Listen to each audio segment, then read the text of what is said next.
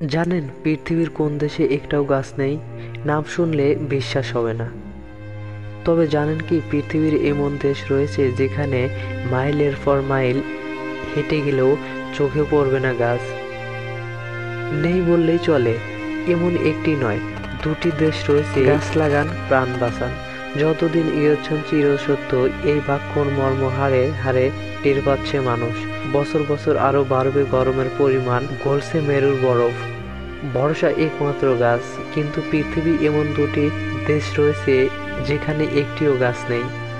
গাছকে পৃথিবীর ফুসফুস বলা হয়। গ্লোবাল ওয়ার্মিং রোধে সবচেয়ে বড় অস্ত্র হলো গাছ। অথচ নখ নারায়ণের জন্য কেটে ফেলা হচ্ছে একাধিক গাছ। কিন্তু এই ছবি পৃথিবীর বেশিরভাগ দেশের। তবে যতই গাছ কেটে ফেলা হোক, গাছের সংখ্যা যতই কমুক, তবুও পৃথিবীর প্রায় সব দেশে রয়েছে গাছ। সংখ্যায় হয়তো কমেছে অনেকটাই, কিন্তু রয়েছে।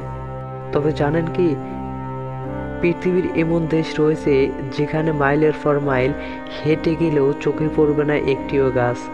এমন একটি নয়, দুটি দেশে রয়েছে এই ধরাধামে। প্রথম দেশ গ্রিনল্যান্ড। আশ্চর্যের ব্যাপার, যে দেশের নাম রয়েছে গ্রিন, সেই দেশেই নেই প্রায় একটাও গাছ। মাইলের পর মাইল জুড়ে শুধু সাদা বরফ। নামে সবুজ থাকলেও আসলে এ দেশে সবুজের দেখা পাওয়াই ভার।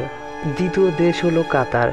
কাতার ছিল ধুধু মরুভূমি, চারদিকে সার দেওয়া উঁচু বাড়ি আর বালি ছাড়া কিছুই ছিল না এই কাতারে। তবে বর্তমানে কাতারবাসীরা নিজেদের উদ্যোগেই সেখানে লাগিয়েছে গাছ, সৃষ্টি করা হয়েছে জঙ্গল।